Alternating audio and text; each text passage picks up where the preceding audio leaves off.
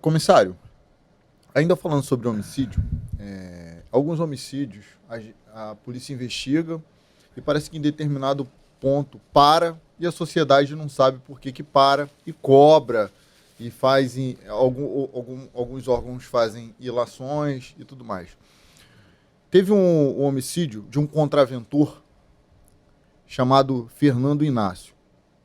A polícia foi muito prática e chegou muito rápido aos executores. Entretanto, até hoje não chegou-se ao mandante. O senhor teve proximidade com essa investigação? O senhor consegue explicar para o nosso público o que aconteceu? Por que o mandante não foi identificado e preso? Não, o mandante foi identificado e foi preso. Agora, parem vocês. O Ministério Público desdisse a prisão dele, que na verdade a prisão não era aquilo tudo. A prisão, não havia tanta necessidade da prisão. E aí a coisa começou a degringolar. Como é que começou essa história? Essa história Estava na DH na época? Na DH, houve a execução de Fernando Inácio, uma forma violenta, né? Chegava de helicóptero ali no L Rio, e ali, quando ele desceu do helicóptero, pegou aquele carro elétrico para ir buscar o carro dele, que ele chega no carro, que ele bota a chave na ignição, 4 criminosos que estavam entrincheirados dentro do matagal ali, com um fuzil cheio de camuflado de folhas, atingiram ele na cabeça ali, com uma luneta, e ali executaram ele. E após isso eles fugiram. A polícia foi para o local com a equipe do GELC, foi feito um local muito bem feito pelos peritos, perito Hélio, que eu reputo aí uma das maiores sumidades na área de perícia criminal, né? Você tem pessoas aí que você vê.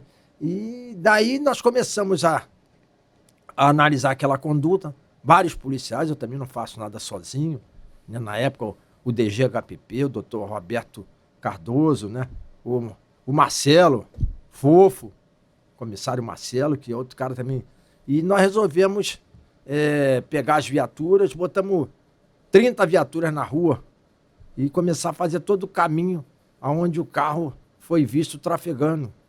E pegamos a Avenida das Américas e fomos seguindo, entramos no túnel, Grota Funda, chegamos a Campo Grande, entramos em direção ao shopping, passamos pelo shopping. E quando nós chegamos no shopping da Estrada do Mendanha, nós verificamos que o carro passava pelo shopping, mas não passava na outra esquina.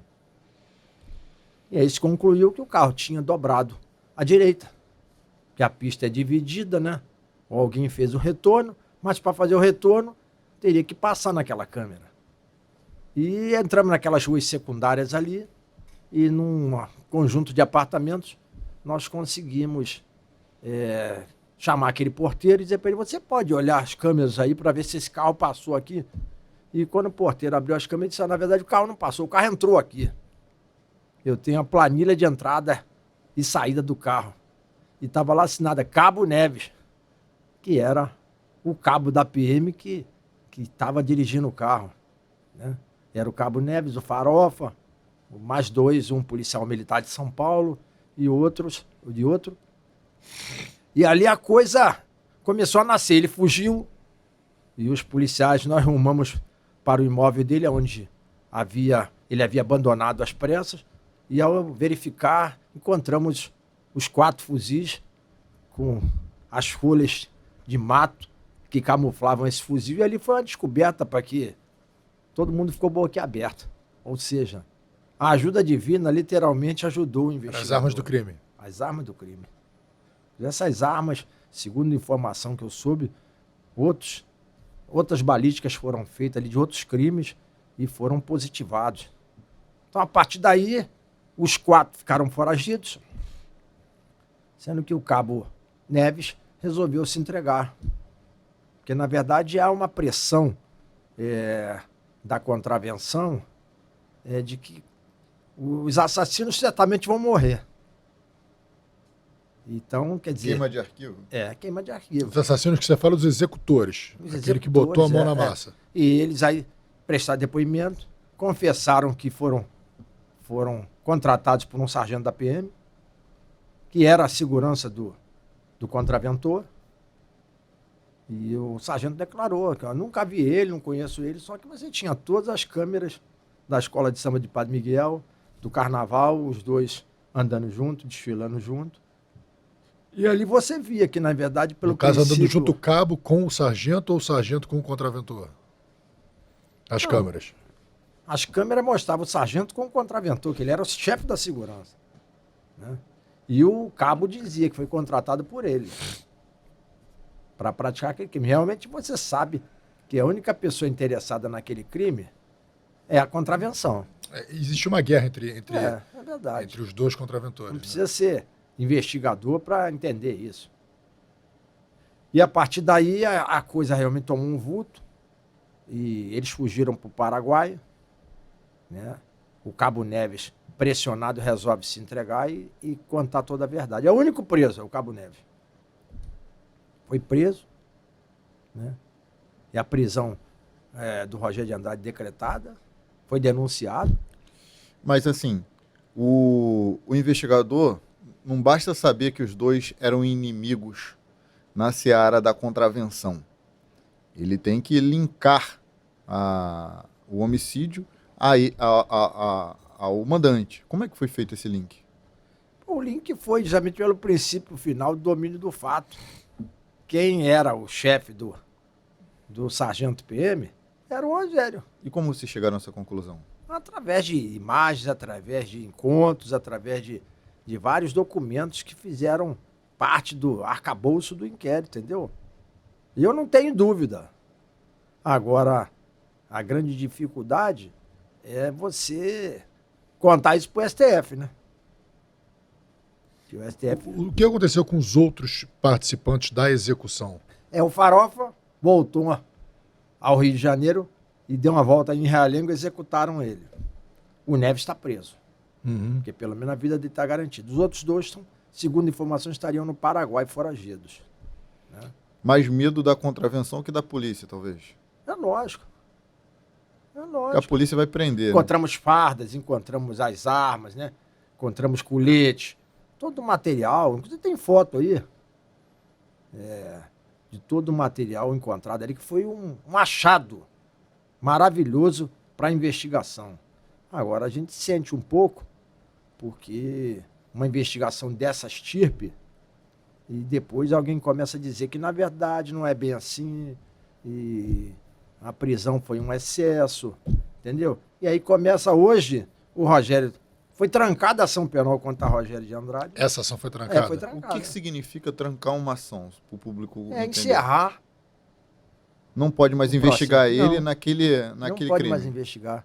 E o sargento, que é o contratante do Cabo Neves do outro, está em casa com prisão domiciliar de tornozeleira. Você sabe que essa responsabilidade não é divulgada, né? Ela recai sobre a Polícia Civil do Rio de Janeiro.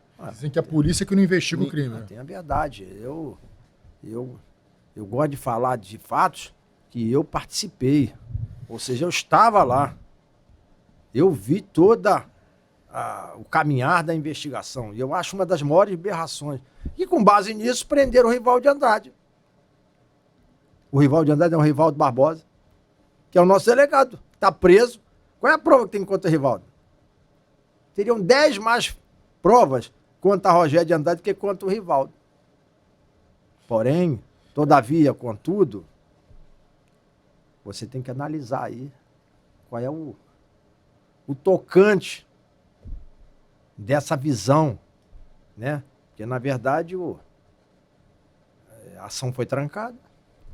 Tem mais crimes que o senhor teve notícia envolvendo contraventores que a ação foi trancada pela justiça? Eu confesso, Rômulo, eu nunca vi Rogério de Andrade passar um carnaval preso. Eu costumo dizer uma coisa, que o Rogério de Andrade no carnaval ele é carnavalesco. Depois que passa o carnaval ele é contraventor. Todo carnaval o Rogério está em liberdade. Então eu com 38 anos de polícia, 68 anos de idade, eu me sinto às vezes triste.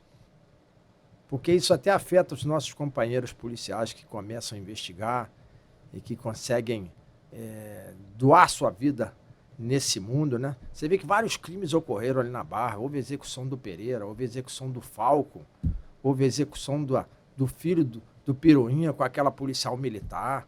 São execuções de fuzil e que aquelas armas certamente foram utilizadas.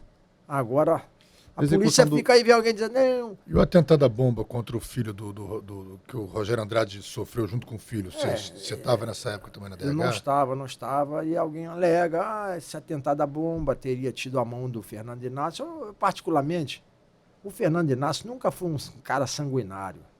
Ele sempre foi um cara que visava lucros. Sempre visou aquela disputa por poder, né? Mas acabou sofrendo essa violentação, né? Que foi um trabalho de profissional. Mas quem poderia ter feito aquele atentado? Se não...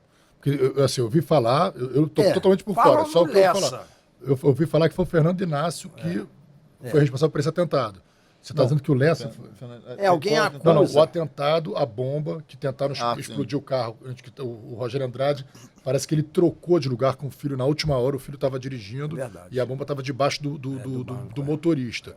E o filho dele veio a óbito. O que eu ouço falar, assim, era que o Fernando Inácio... A gente nem era polícia na época, mas é que a gente vai falar que o Fernando Inácio tinha sido responsável por esse atentado. Você está dizendo que o Lessa foi responsável? Não... Os comentários, o grande problema da contravenção, Rafa, é uma coisa só. O Lessa não teve. Não foi nesse atentado que o Lessa perdeu uma das pernas?